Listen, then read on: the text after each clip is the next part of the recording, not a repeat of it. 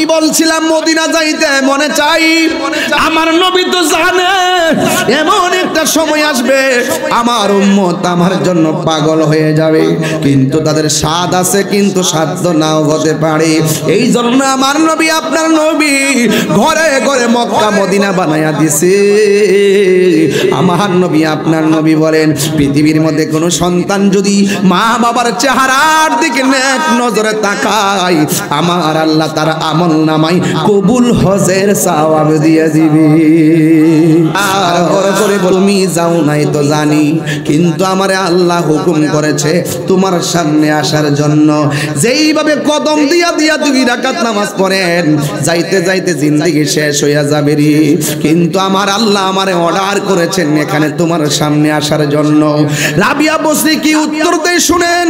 রাবিয়া বলিব কিন্তু তোমায় বলতে পারি না, বলো কিন্তু তোমায় বলতে পারি না, ভুলিনি না ভুলিনি না, সব বলিব কিন্তু তোমায় বলতে পারি না।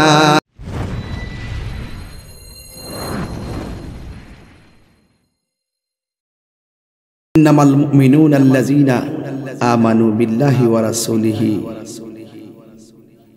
আমরা একমাত্র ঈমান এনেছি আল্লাহ এবং তার নবীর উপরে।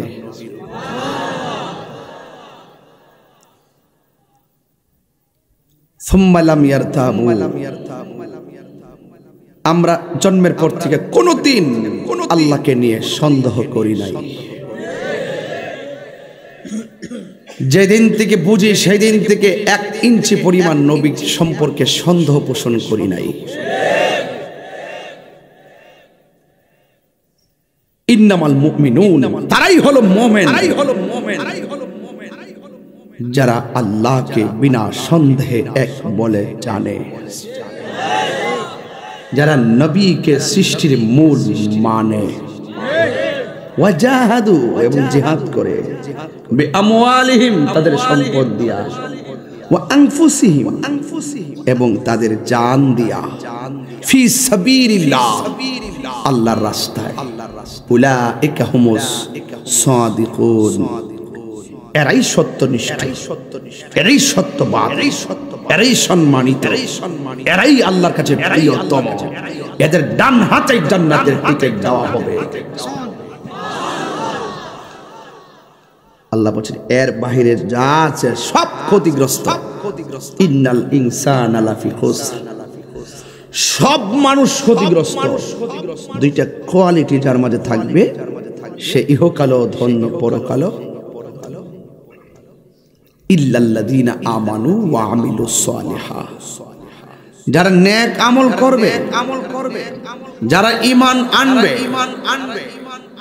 যারা ঈমান আনবে নেক আমল করবে, এই মানুষগুলো ছাড়া পৃথিবীতে যত মানুষ আছে সে ক্ষতিগ্রস্ত। ঘোষণাকার আরো বড় করে বলুন, সন্দেহ আছে? এই এলাকার হাজার হাজার মানুষ আছে না, দেখবেন সবার নসিবে মাহফিল নাই। কেউ আছে যে থাক অনেক কাজ, সকালে অনেক দূর যেতে হবে। আচ্ছা বলুন তো, সকালে যাওয়ার ক্ষমতা কি তার আছে? বরং এই কথা বলতে পারে যে আগামীকাল হায়াত পাই কি না পাই জানি না, জমশেরপুরের কোরআন মাহফিলে গিয়ে কোরআন সুন্নাহর আলোতে আলোকিত হব, নবীর মহব্বতে পুলকিত হব। এই চিন্তা চেতনা করে মাহফিল করে গিয়ে যদি রাত্রে ঘুমায়, পরের দিন যদি সে মরেও যায়, এই মাহফিলটা তার নাজাতের উসিলা হয়ে যেতে পারে। তাইলে আপনারা নুরুল ইসলাম বাড়ি সাহেবের বাড়ির মাহফিলে এসেছেন, এই সওয়াব শুধুমাত্র মরহুম আব্দুর রহমান সাহেব যে একা পাবে বিষয়টা এরকম না। আজকে জমশেরপুরের আশেপাশের প্রত্যেকটা গুরুস্থানের মানুষ আনন্দে হাসতেছে আর আশা করতেছে, ও বাবা একটু দোয়া করস না তোর মাল লাগিয়া, ও স্বামী জমশেরপুরে একটু দোয়া করেন না আমার জন্য, ও দোস্ত তুই আমার সাথে একসাথে চলছস, আমি কবরে খুব কষ্টে আছি, একটু দোয়া করস না, কারণ হাদিস শরীফের মধ্যে আছে 40টা মানুষ যেখানে বসে আল্লাহর জিকির করে সেই জায়গার মধ্যে একজন আল্লাহর ওলি থাকে। এখানে কি শুধু 40 জন হবেন নাকি আরো বেশি হবেন? আমরা জানিও না কে ওলি আল্লাহ হয়ে বসে আছে। আমরা জানি না এত হাজার মানুষের ভিতরে কার গুনাহ কম। যার গুনাহ কম সেই মজলিসের আল্লাহর ওলি। কথা কোন ঠিক না বেঠিক? এখানে যার সবচাইতে গুনাহ বেশি সে বড় অপরাধী। এখন গুনাহ কম বেশির সংমিশ্রণে আজকে মাহফিলে এসেছেন। আল্লাহ পাক আখিরি মুনাজাতটা যদি কাইন্দা করতে পারেন, এই চোখের পানির বদলতে আল্লাহ পাক আমাদের সবার গুনাহ মাফ করে দিতে পারে কিনা বলেন? এজন্য যুবক গুনাহগার হয়েছেন, লা তাকনাতু মির রাহমাতিল্লাহ। আরে আল্লাহ তো অনেক মহিয়ান, আল্লাহ তো অনেক মহান। বান্দা আল্লাহ বলেন, বান্দারে তোরে আমি আল্লাহ বড় মায়া করে বানাইছি, তোর চেহারাটারে আমি আল্লাহর নিজের হাত দিয়া বানাইছি।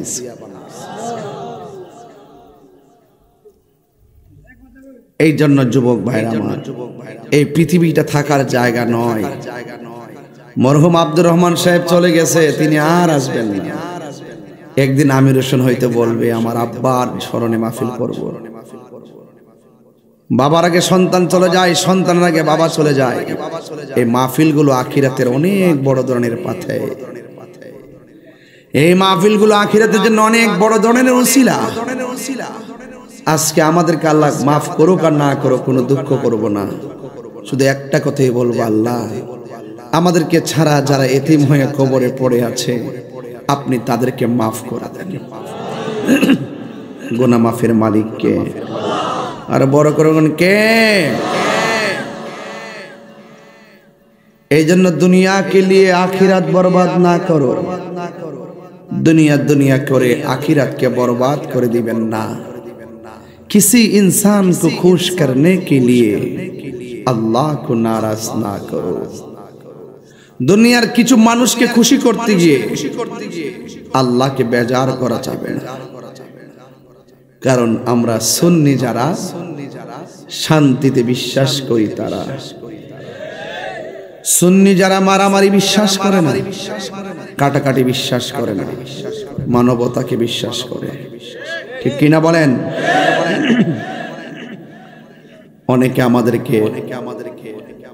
অনেকে আমাদেরকে বিভিন্ন হুমকি দেয়, অনেকে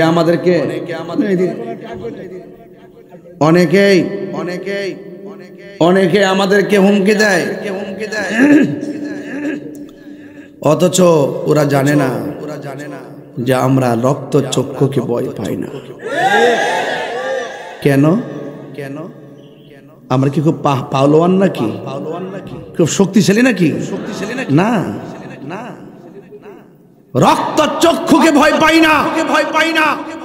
কারণ আমাদের চোখের মধ্যে আছে মদিনার সবুজ গম্বুজের দৃশ্য।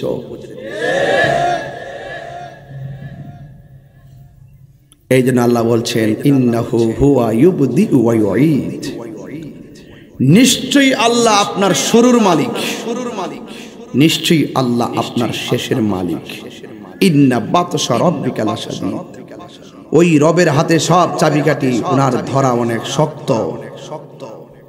ঠিক কিনা বলেন? মাটির নিচে যদি বাড়ি বানায় থাকেন, তাই বলে কি সেখানে আজরাইল যেতে পারবে না?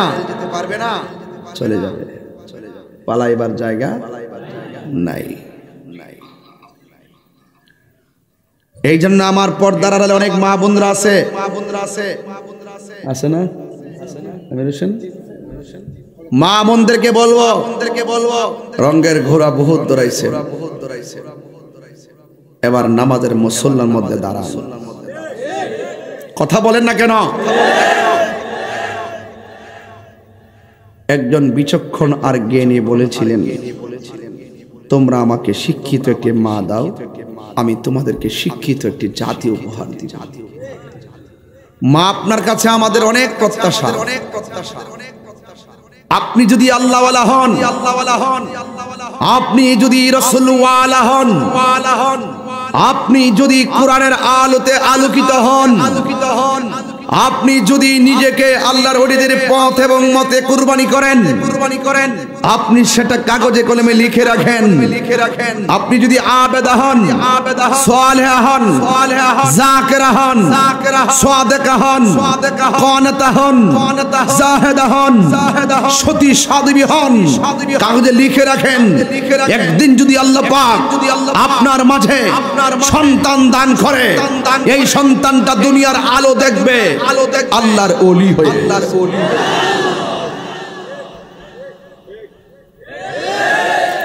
এই বিশ্বাস কি আমাদের আছে?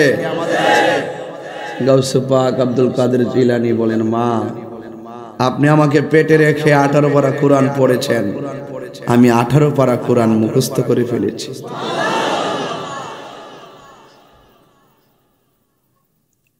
রাবিয়া বসরি,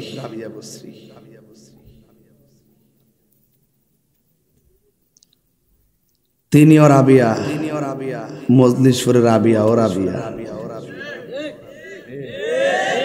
হায় হায় হায়, আল্লাহু আকবার কন্যা কেন?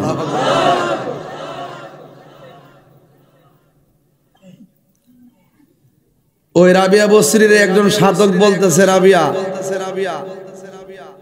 আপনি আল্লাহর রহমতের দরজার সামনে আছেন, আপনি দরজায় টোকা দিতে থাকেন, একদিন আল্লাহ দরজা খুলবে। রাবিয়া বসরি উত্তর দিছে কি জানেননি? কয়, যার জন্য দরজা 24 ঘন্টা খোলা রাখে সে আবার টোকা দেওয়ার দরকার কি? ওই কথা আর এই কথার মধ্যে ভাব আছে না নাই? আরো যেটা ভাব আছে না নাই? ও তোর পিছে পিছে ঘুরছে সমন। সমন মানে কি? আজরাইল। ওই উপর থেকে লেখা হয়ে যাবে, ও তোর পিছে পিছে ঘুরছে সমন, কোন দিন জানি তোর হবে সমন জারি। দেখ না মন ঝাঁক মারিয়ে দুনিয়াদারি, যে একটা জাকি মারবো মরণের সময়, এই বাপ ওই বাপ কাজ হবে না, ভয়াবহ হবে।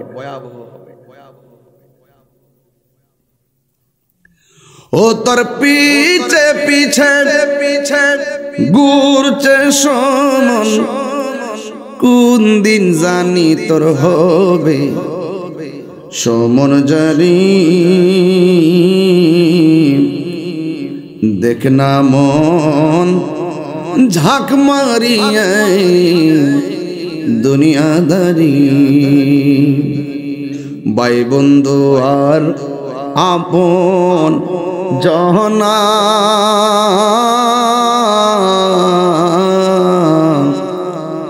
সঙ্গে তোমার কেউ যাবে না। যদি আমার শানের অর্থ না বুঝেন, না মিলান, তাইলে আর কিছু করার নাই। মিলেনি সবাই আমাদেরকে তাকান, ভাই বন্ধু আর আপন জহনা,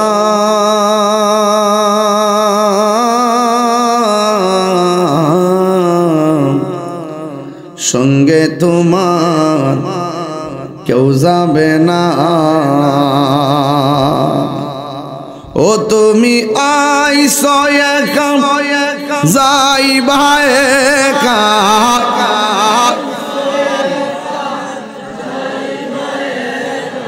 সঙ্গে তোমার কেউ যাবে না। দেখ না মন ঝাঁক মারিয়ে দুনিয়াদারি।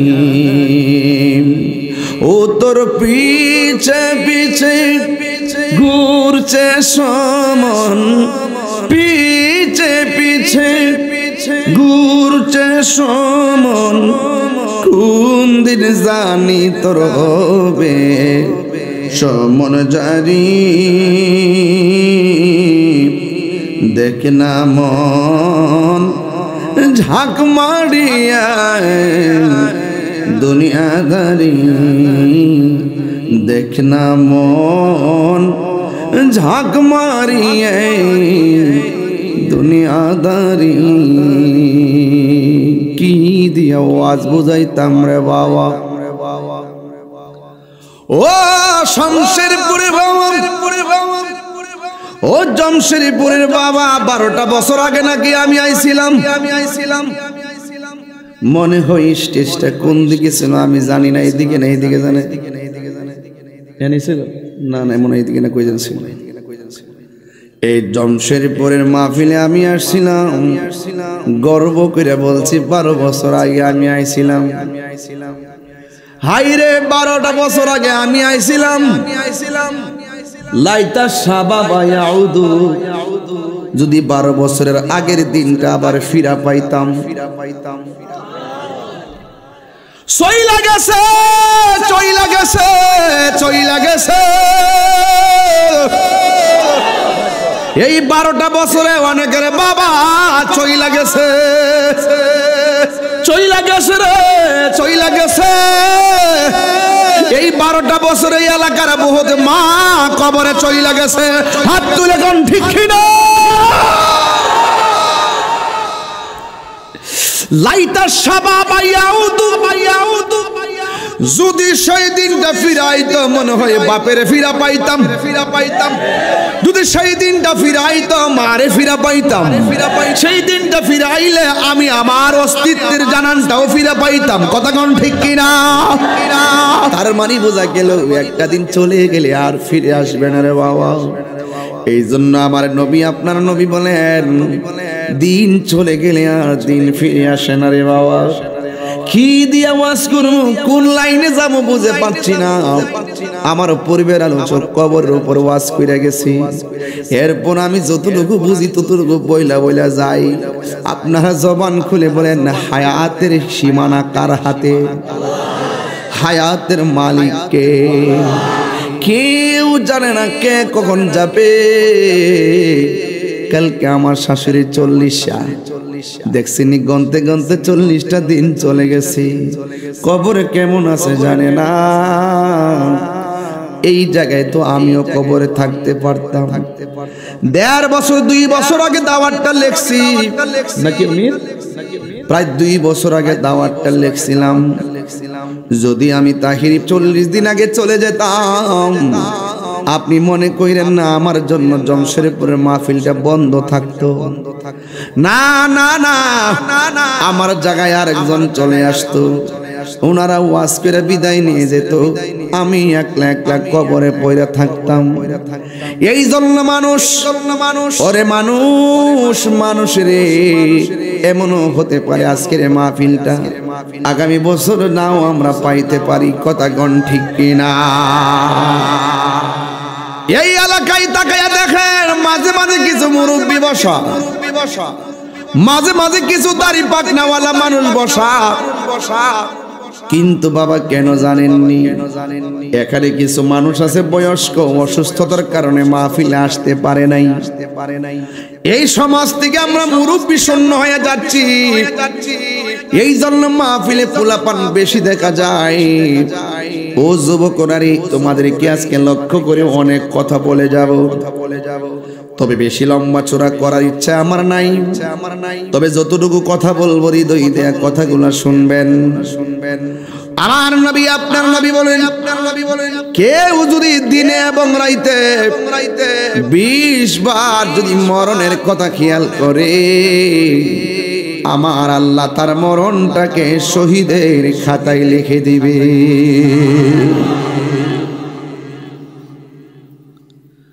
মরণের কথা স্মরণ করলে কি টাকা লাগে?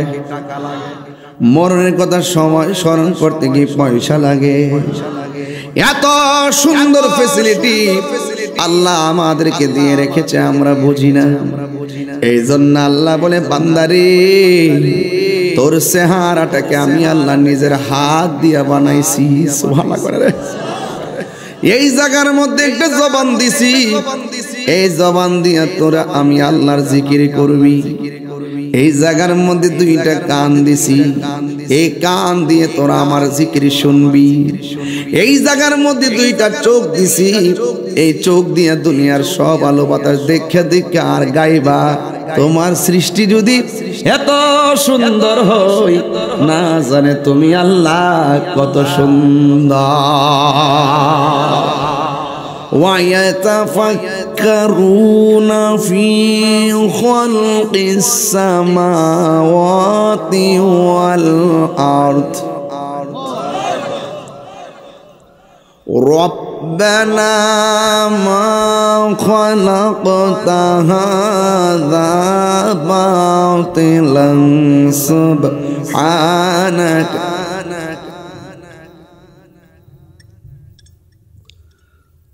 আমার যুবক ভাইয়েরা, ওয়ায়াতাফাক্কারুনা ফি খালকিস সামাওয়াতি ওয়াল আরদ, এই দুইটা চোখ দিয়ে আমরা আল্লাহকে, আল্লাহর সৃষ্টি জগৎ দেখে দেখে আমার রবকে গবেষণা করব। আপনারা জবান খুলে বলেন হায়াত মওতের মালিক কে? এ আমার মা, ও মা, গতকাল দিনের বেলা একটা মাহফিল করছিলাম নরসিংদী রায়পুরা। যে জায়গার মধ্যে প্যান্ডেল করছে, ডানে বাঁশের যা আর বামে বাঁশের যা। ডাক দিয়া কইলাম, বাঁশ রে তোরে ঠাস ঠাস করে কাটবো আমার বসত বাড়ির জন্য, যেই জায়গার মধ্যে আমি বসত করব চিরদিন। বাঁশ দেখলে বড় ভয় লাগে, এই বাঁশ দিয়ে আমার সাতটা দেওয়া গোবেরে বাজান। এই জন্য যুবক ভাইয়েরা হেলাই খেলায় জীবন ধ্বংস করে দিয়েন না, এখনো সময় আছে। ইবাদত করব একজনের, জবান খুলে বলেন তিনি কে? ওয়ামা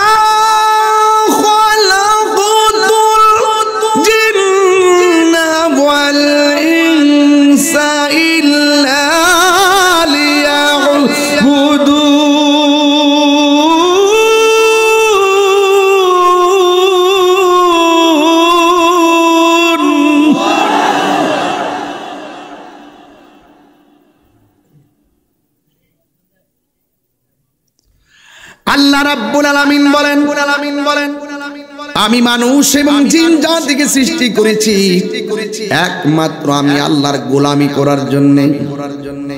এই জমিনের মধ্যে সেজদা দিব একজনকে, জবান খুলে বলেন তিনি কে? আল্লাহ ছাড়া কি কাউরে সেজদা করা যাবে? আর জোরে কোন সেজদা করা যাবে? সেজদা পাওয়ার মালিক হলো একজন, ওই মালিকের সেজদা দিলে মালিককে খুশি না বেজার?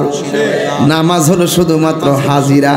আল্লাহ বলে, বান্দারে আমি যে তোরে বানাইছি, তুই যখন সুবহান রাব্বিয়াল আলা বইলা মাথাটা জমিনে ঠেকায় দিবি, আমি আল্লাহ রাব্বুল আলামিন তোর গুনাহগুলা ক্ষমা কইরা তোরে স্মরণ করব। আল্লাহু আকবার। ধীরে ধীরে ধীরে ধীরে ওয়াজগুলা বুঝতে হবে। আমার মা বোনদেরকে লক্ষ্য করে বলি, মা আমি ইবাদতের কথা বলছি, ইবাদত যদি বুঝতে চান রাবিয়া বসরি জিন্দেগি তালাশ করা লাগবে। রাবিয়া বসরি প্রতি রাতের বেলা উযু করতেন, উযু কইরা ইচ্ছে মতো সাজুগুজু করতেন। উযু কইরা সুন্দর সাজুগুজু কইরা স্বামীর সামনে যাইয়া গভীর রজনীতে দাঁড়াইতেন। দাঁড়াইয়া বলতেন, স্বামী গো, ও স্বামী, আমি আপনার সামনে দাঁড়াইছি, আপনার কিছু বলার আসেনি? স্বামী ডাক দিয়ে কই, না না আমার কোনো কিছু বলার নাই। এই কথাটা বলার পরে রাবিয়া বসরি সোজা কয়ে সুযোগ পাইছি, এবার যাইয়া নামাজের মুসল্লার মধ্যে দাঁড়ায়া যাইতেন। এইভাবে একদিন, দুই দিন, তিন দিন। রাবিয়া বসরির চেহারাটা তেমন সুন্দর ছিল না, রাবিয়া বসরির টাকা পয়সাও ছিল না, রাবিয়া বসরির ফেস কাটিং ভালো ছিল না। এমন ভাবে রাবিয়া বসরির টাকা পয়সাও নাই, সুন্দর চেহারাও নাই, কিন্তু সুন্দর ছিল। যার ইবাদত সুন্দর সেই হলো আসল সুন্দর। ঠিক কিনা বলেন? রাবিয়া বসরি রাতের বেলা ইবাদত করে, একদিন নয় দুই দিন নয়, সারাটা রাত নামাজের মুসল্লায় দাঁড়ায়া থাকতো। ও যুবকের দল শুইনা যান, ওয়াজ কইরাই দিয়া যায় আজকে। আপনারা জবান খুলে কন, মা বোনরা রাতের বেলা এখন নামাজি আগের চাইতে কমছে না বাড়ছে? কথা কন, কথা কন, কথা কন। সারা রাত সজাগ থাকে, সারাটা রাত সজাগ থাকে, সারাটা রাত সজাগ থাকে। এখন নামাজ বলে পড়ে, নামাজ পড়ে, mobile mobile mobile mobile mobile. কথা বলেন না কেন? ঠিক ঠিক না বলেন। শাশুড়িরা বুড়া মানুষ সকালবেলা ঘুম থেকে উঠে নামাজটা পইরা সুন্দর করে বাইগরটা জারা দেয়, এবার আস্তে আস্তে করে পাতলা লতা ফাতা টুকুটাকে না বাসে যারা ফাতাবো তাই না বাচ্চা ত্রাইন দে যায়, বউরে ঢাক দেখো গো এবার উড়ো না।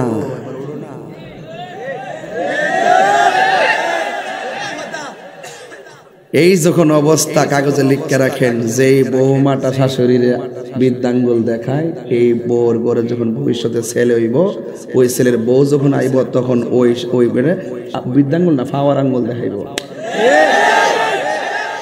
কাগজে লিখে রাখেন, কাজে লাগবে কথাগুলো, কাজে লাগবে। খুদার কসম কইরা বলি, 90% সংসারে শ্বশুর শাশুড়ি চোখের পানি ফালায় দিন কাটা রাত কাটায়, একমাত্র কেন? যন্ত্রণায়। ফুত্তারা যেই শখ করে বিয়া করাইছিল, এখন আর সেই শখ মিটে গেছে। লজ্জায় কারো কাছে বলে না। আপনারা যদি কোনো কথা বলেন আমি ওয়াজ করব না, এই কথাগুলো বাস্তব। আমার কাছে বহুত অভিযোগ আছে, এগুলো আমি বিচারও করি। আমি যে ওয়াজ করি না, ছোটখাটো একটা সর্দারও। মুরিদানের মধ্যে বহুত ঝামেলা হয়, হওয়ার পরে যাওয়ার পরে ফিরে ফিরে সব ঠিকঠাক করে দিয়ে যে ফিরে কইব মামা ফের খেদমত লাগতো না, আমি তোর সব, এটা ফিসাব না, এটা ফেসাব। এবার ওই আজকর শুভ নামে একটা ছেলে মুরিদ করে, তুমি দাঁড়াও, শুভ নামে একটা ছেলেরা বায়াত করাইছি, তারে বায়াত করাইতে যাই জিজ্ঞেস করছি তোমার আব্বা আম্মা আছে কিনা, মারহাবা কোন। আমার পরিষ্কার কথা, আমার পরিষ্কার কথা, যে সন্তান তার বাপ মারে বাদ দিত না, আমার সামনে যাই কইবে যে আব্বা কেমন আছে, ভালো আছেন নি, গরুটা লই ইসলাম, আমি হে ফির না যে গরুটা রাখ কেমন আব্বা আইসো বউ।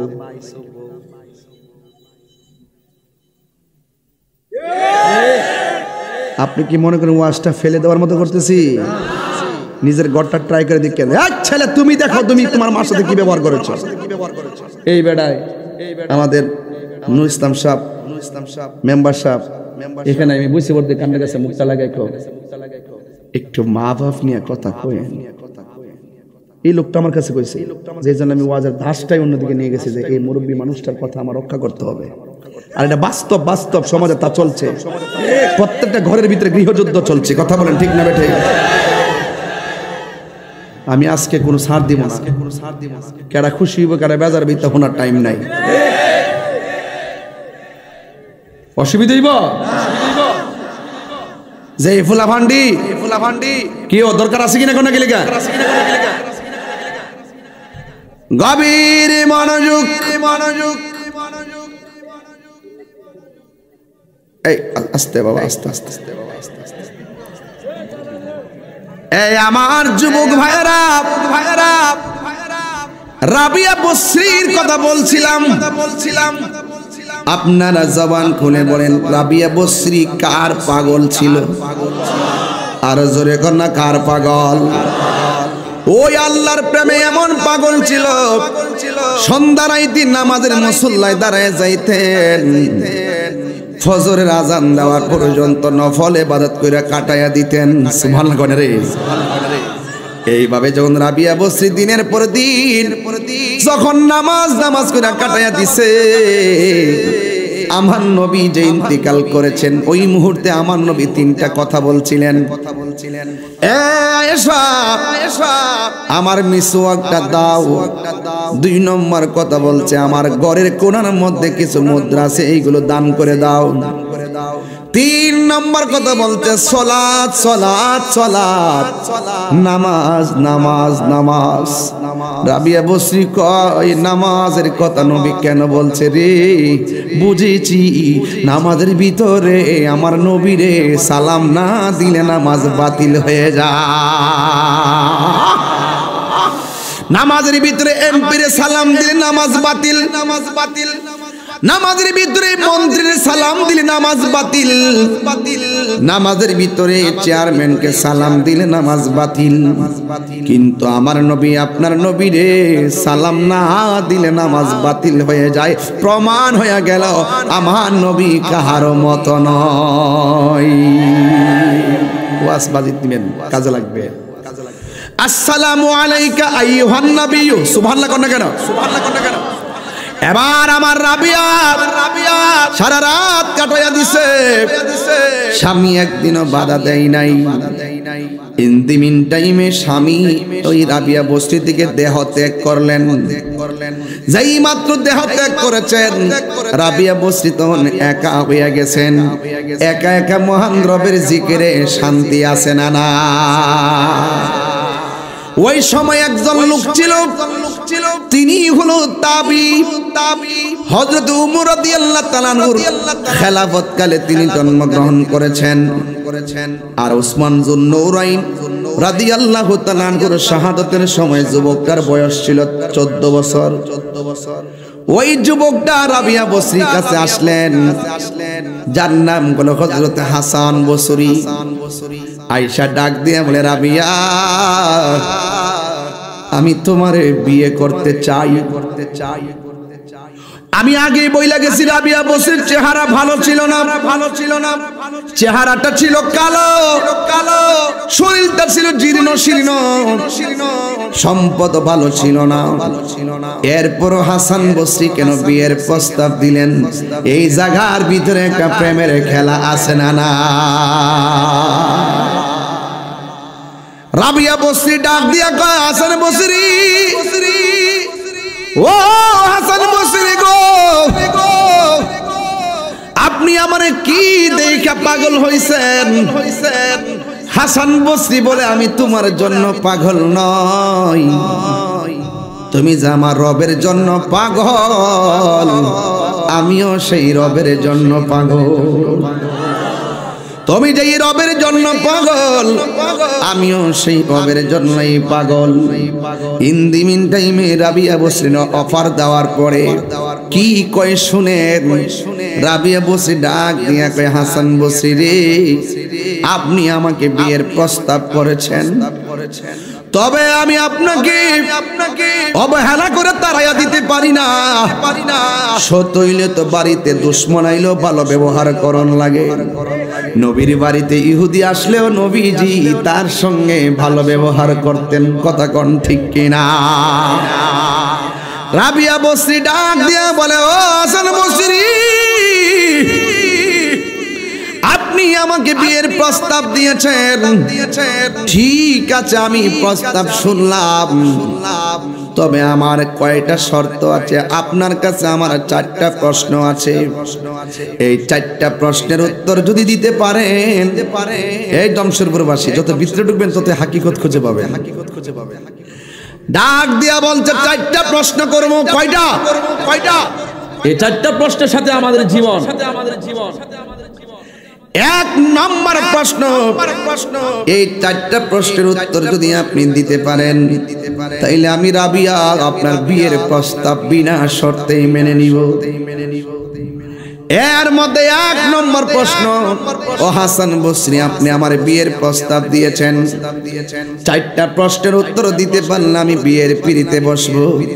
এর মধ্যে 1 নম্বর প্রশ্ন হলো, আপনি আমারে বলতে হবে আমি রাবিয়া কি জান্নাতি না জাহান্নামী। আপনারা জবান খুলে বলেন প্রশ্নটা, এই জান্নাতি আর জাহান্নামী জানে কে? রাবিয়া বসরি বলেন, হাসান বসরি, আপনি আমাকে বলুন না আমি কি জান্নাতি না জাহান্নামী।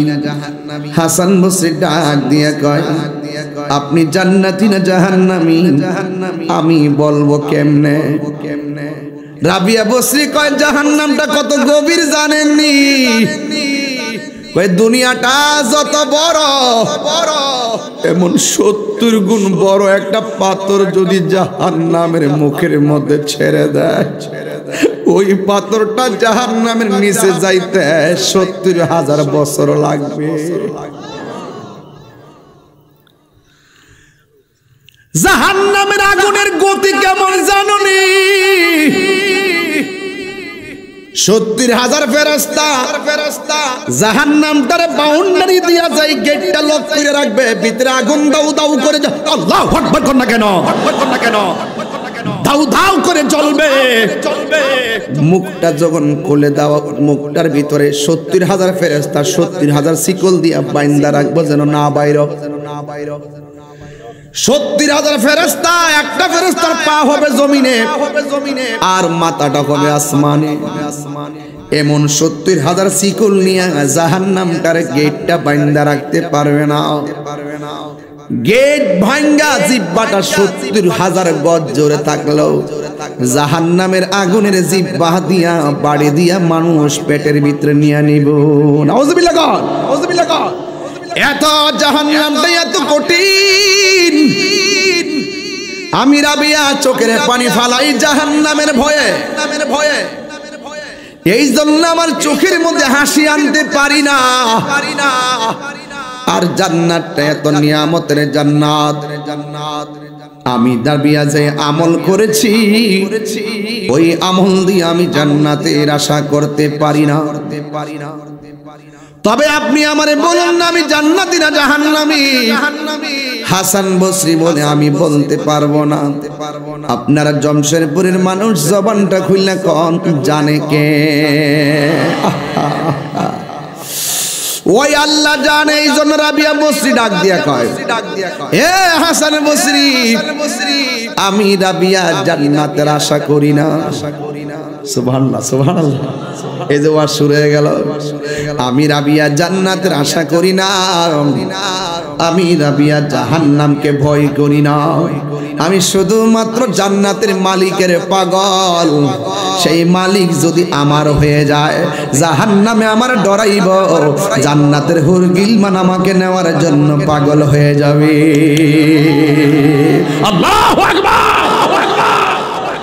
কুল ইন্না সলাতি ওয়া নুসুকি ওয়া মাহইয়ায়া ওয়া মামাতি লিল্লাহি রাব্বিল আলামিন।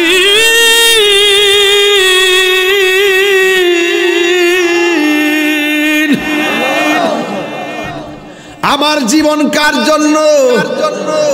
আমার মরণ কার জন্য? আমার সালাত কার জন্য?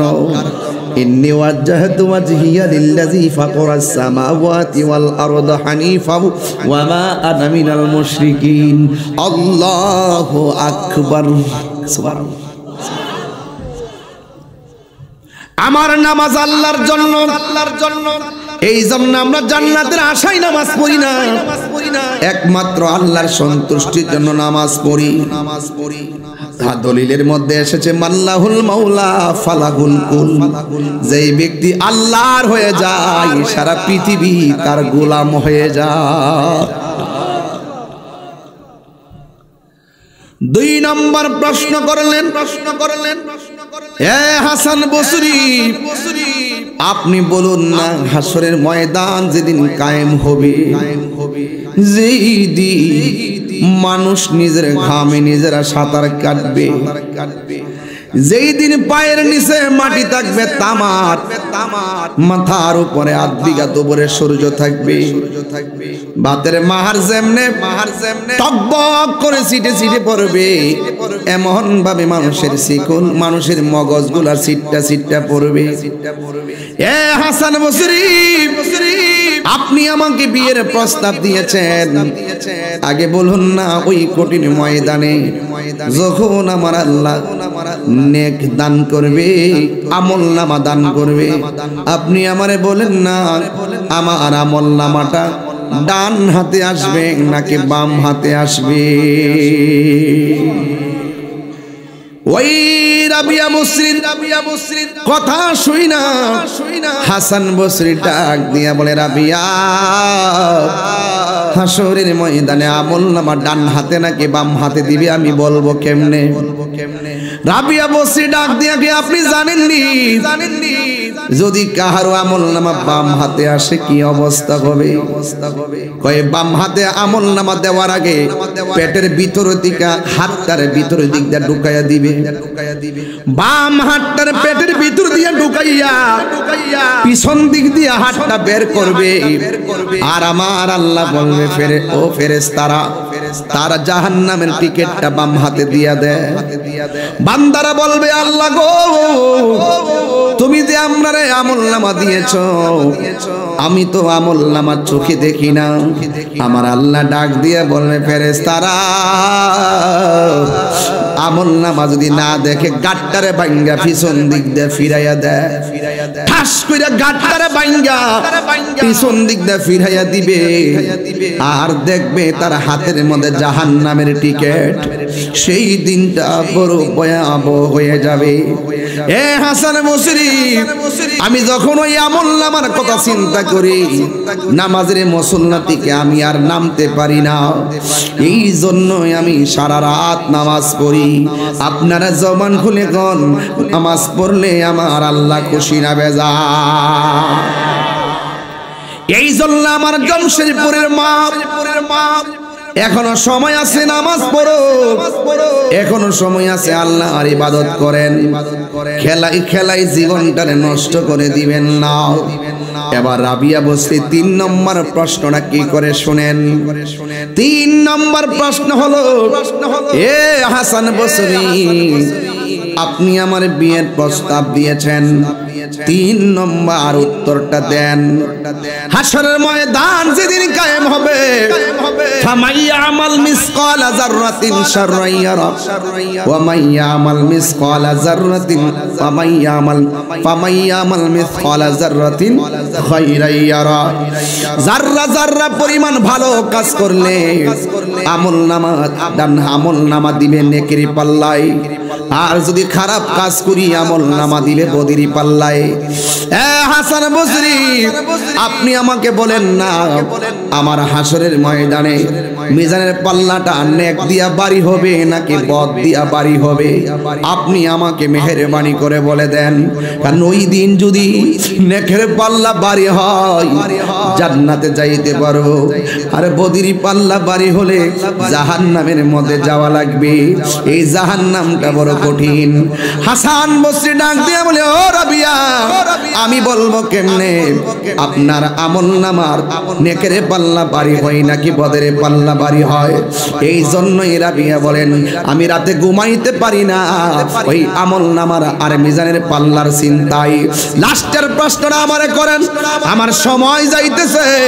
লাস্টের প্রশ্নটা হলো, আপনি আমাকে বলেন না হাশরের ময়দান যেদিন জাহান্নামের উপর দিক দিয়া ফুলসিরাতটা কায়েম হবে, চুলের চাইতে চিকন হবে, হীরার চাইতে দাঁড়ালো হবে, আপনি আমাকে বলে দিন ওই ফুলসিরাতটা জাহান্নামের উপরে যে হবে, জাহান্নামের আগুন হবে কালো, এই কালো আগুনের উপর দিক দিয়া ফুলসিরাতের রাস্তা হবে চিকন।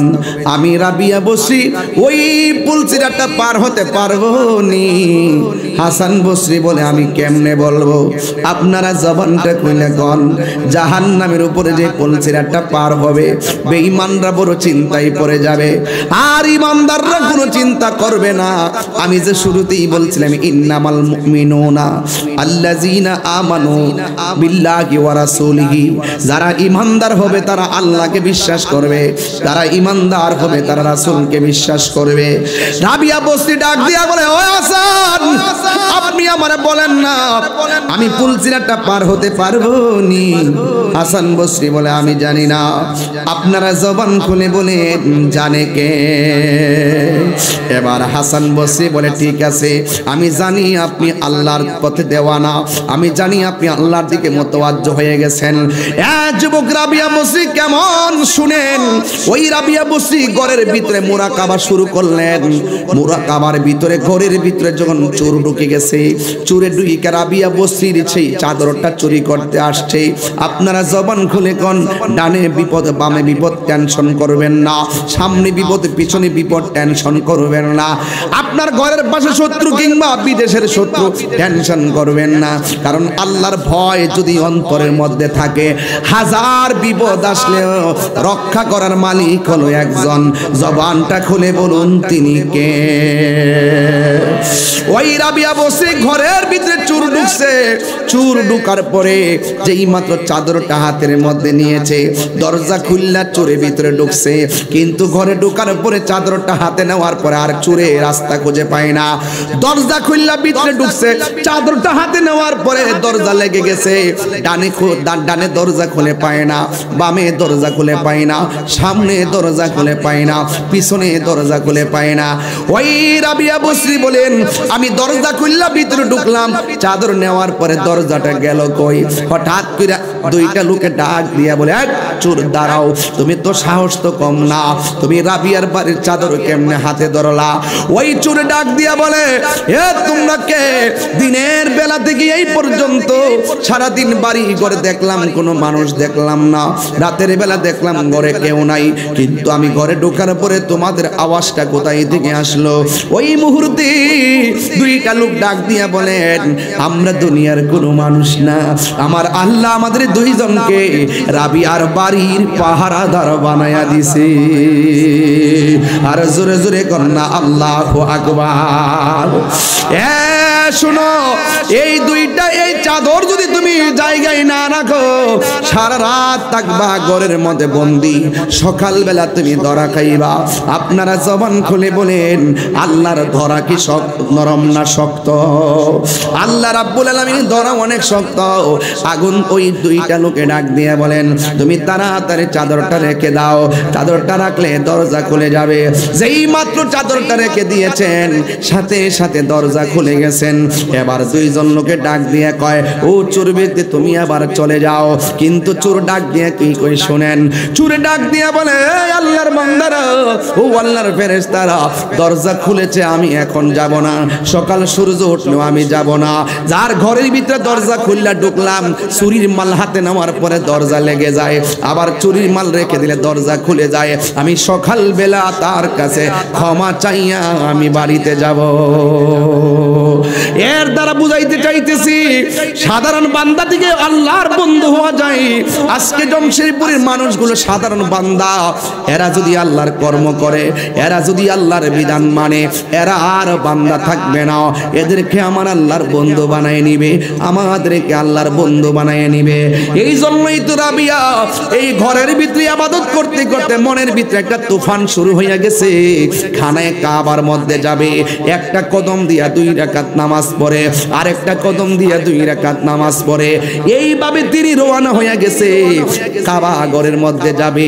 রাবিয়া বসরি হঠাৎ করে মাঝপথে একবার দাঁড়াইয়া নামাজটা পড়া মুরাকাবার মধ্যে বসে গেছে। যেই মাত্র মুরাকাবার মধ্যে বসে গেছে, ওই মুহূর্তে চোখটা লাগতে দেরি, তাকায়া দেখতেছে খানায় কাবা আর মক্কা শরীফ নাই, খানায় কাবা রাবিয়া বসরির সামনে চলে এসেছে। ওই রাবিয়া নাক দিয়া কয়ে, কাবা রে,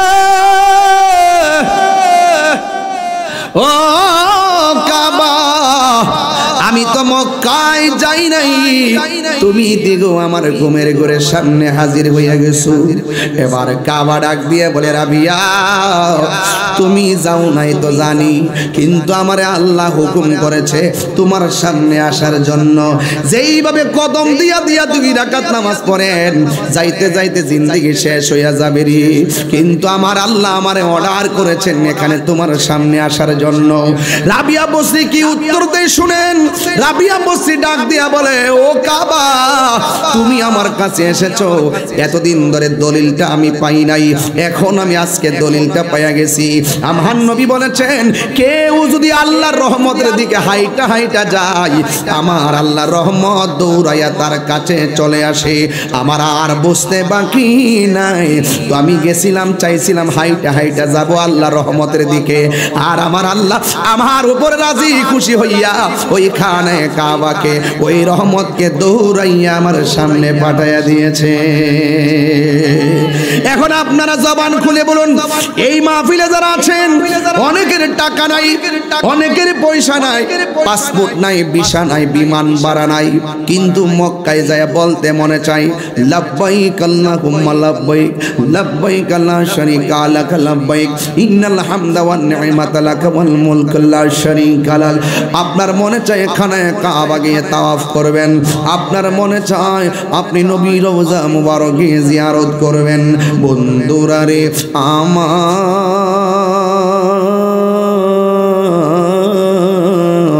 কিন্তু আপনার টাকা নাই, পয়সা নাই, বিমান ভাড়া নাই, কেমনে যাইবেন? এখন তো 1.5 লাখ থেকে 2.5 লাখ, 2.5 লাখ থেকে 4.5 লাখ, 4.5 লাখ থেকে এখন 6.5 লাখ হয়ে গেছে। সিন্ডিকেটে রুশান হলে হজ ব্যবসা এখন ভালোই চলতেছে। অনেক মানুষ তারা কি করে জানে, সিন্ডিকেট করে করে মানুষদের কাছ থেকে টাকা হাতায় আনিতেছে। কথা কোন ঠিক কিনা? যুবকের দল কি দিয়া ওয়াজ বোঝাইতাম?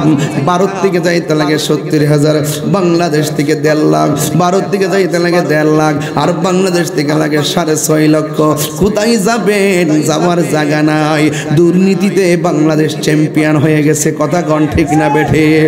আস্তে আস্তে আরো বইলা দিয়া যায়, শূন্য যান। আল্লাহর সঙ্গে নাফরমানি করা যাবে না রে বাবা। যুবক আল্লাহ ছাড় দেয় কিন্তু ছেড়ে দেয় না। এবার আপনার মদিনায় যাইতে মনে চায়, কিন্তু মদিনায় আপনি যাইতে পারেন না। আপনি বড় গরিব, টাকা নাই, পয়সা নাই, কিন্তু জমশেরে পরে মাহফিলে বৈশা বৈশা নবীর শান শুনতে বড় ভালো লাগে। সব বলিব কিন্তু তোমায় বলতে পারি না। বলো বলো, কিন্তু তোমায় বলতে পারি না। ভুলিনি না, ভুলিনি না, সব বলিব কিন্তু তোমায় বলতে পারি না। বলুন, সব বলিব কিন্তু তোমায় তুমি ছিলে ইয়াসরিব নামের অলক্ষ নির্দেশ, বড়ই মারাত্মক যে ছিল তোমার পরিবেশ। তুমি ছিলে ইয়াসরিব নামের অলক্ষ নির্দেশ, বড়ই মারাত্মক যে ছিল তোমার পরিবেশ। আরে নবীর ছোঁয়া লেগে তুমি সোনার মদিনা, নবীর ছোঁয়া না, সব বলিব কিন্তু তোমায় বলতে পারি না। বলুন, সব বলিব কিন্তু তোমায় বলতে পারি না। বলুন, ভুলিনি না, ভুলিনি, ভুলব না না, সব বলিব কিন্তু তোমায় বলতে পারি না। বলো, মদিনা আমার জান, মদিনা আমার প্রাণ, মদিনাতে আছে আমার জানের জান, মদিনাতে আছে আমার জানের জান। ঠিক না? হাই রে যুবকের দল, যুবক আমি বলছিলাম খানায়ে কাবার কথা, যাইতে মনে চাই মদিনা। কথা কোন ঠিক কিনা? ওয়াজটা এখন যাই শুরু করলাম, শুধু বোঝাইবার জন্য বলছি, মদিনায় যাওয়ার জন্য কত পাগল, কিন্তু কি নাই? মাফি ফুলুস কি নাই? টাকা আছে না, ফুলুস নাই। ও বন্ধুরে, টাকা নাই, যাইবা কেমনে? এই জন্যই তা আমার নবী বলে দিয়েছেন, বাবাকে তোমরা কাবা জানিও। ওয়াজটা বুঝতেছেন তো কোন জায়গায় আসছি? এতক্ষণ কিন্তু বুঝাই এখানে আনলাম যে দেখেন, রহমতের দিকে দৌড়লে আল্লাহর রহমত ধরে। কথা কোন ঠিক কিনা? বাবাকে তোমরা কাবা জানিও, মদিনা জানিও, মাকে যদি গো তারা বেঁচে থাকে।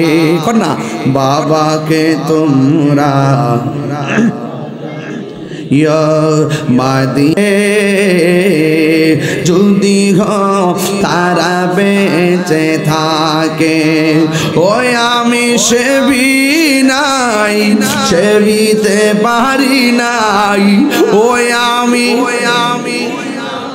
সেবিতে পারি নাই সেবি আমার উম্মত সেবি আমার উম্মত সেবি আমার উম্মত এই বাবার মুখেতে মায়ের মুখেতে যে তুলে দিবে গো খানা তাতে খুশি রব্বানা ওই আমি দেখি নাই দেখিতে পারি নাই ওই আমি দেখি নাই দেখিতে পারি নাই দেখিও আমার উম্মত দেখিও আমার উম্মত দেখিও আমার উম্মত একটা জবান বন্ধ রাখবেন না মহব্বতে মায়ার সুরে বলুন না আল্লাহু আকবার আমি বলছিলাম মদিনা যাইতে মনে চাই আমার নবী তো জানে এমন একটা সময় আসবে আমার উম্মত আমার জন্য পাগল হয়ে যাবে কিন্তু তাদের স্বাদ আছে কিন্তু সাধ্য নাও হতে পারে এই জন্য আমার নবী আপনার নবী ঘরে ঘরে মক্কা মদিনা বানায়া দিছে আমার নবী আপনার নবী বলেন পৃথিবীর মধ্যে কোনো সন্তান যদি মা বাবার চেহারার দিকে নেক নজরে তাকায় আমার আল্লাহ তার আমল নামাই কবুল হজের সওয়াব দিয়ে দিবে আর বড় করে বলেন না আল্লাহু আকবার এই জন্য যুবক জীবনে যদি কোনো বড় ধরনের গুনাহ করে থাকেন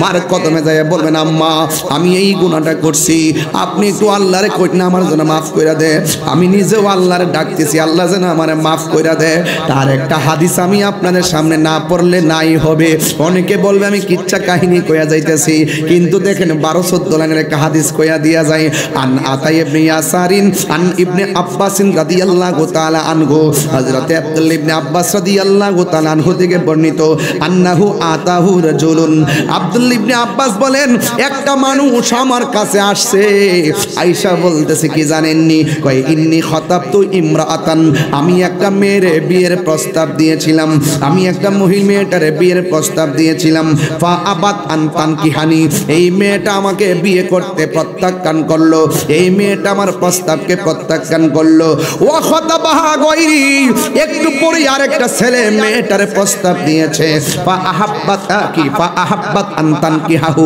এই মেয়েটার প্রস্তাবটা পছন্দ করলেন শুধুমাত্র তাই নয় ওই ছেলেটার সাথে মেয়েটার বিয়ে হয়ে গেল ফাগিরতু আলাইহা ফাকাতালতুহা আমি মেয়েটার প্রতি রাগান্বিত হয়ে গেলাম আমি প্রস্তাব করছি বিয়ের জন্য আমার প্রতি রাজি হইল না আর একটা ছেলে প্রস্তাব দিয়েছে ওর প্রস্তাবে মেয়েটা রাজি হয়ে গেল এই জন্য আমি এটা মাইনা নিতে পারি নাই আমি রিয়েলিটি মানতে পারি নাই এরপর আমি কি করছি ফাগিরতু আলাইহা ফাকাতালতুহা আমি মেয়েটার নিজের হাত দিয়া মাইরা ফলাইছি ও আমার জমশরপুরের পোলাপান পায়ের মধ্যে হাত দিয়া বইলা যায় জীবনে কোনোদিন মানুষ হত্যা করিও না কেউ যদি কাউরে হত্যা করে সারাটা পৃথিবীরে যেন হত্যা করলো তুচ্ছ করার কেন্দ্র কইরা 10 টাকা 20 টাকা লইয়া লইয়া খেলা নিয়ে মানুষকে মাইরা ফেলায় মারা যেন একটা ট্রেডিশনে পরিণত হয়ে গেছে আপনি জানেন না আত্মহত্যাকারীর শাস্তি কেমন আপনি জানেন না মানুষকে হত্যাকারীর শাস্তি কেমন এই ছেলেটা বলতেছে ফাগিরতু আলাইহা ফাকাতালতুহা আমি মেয়েটার প্রতি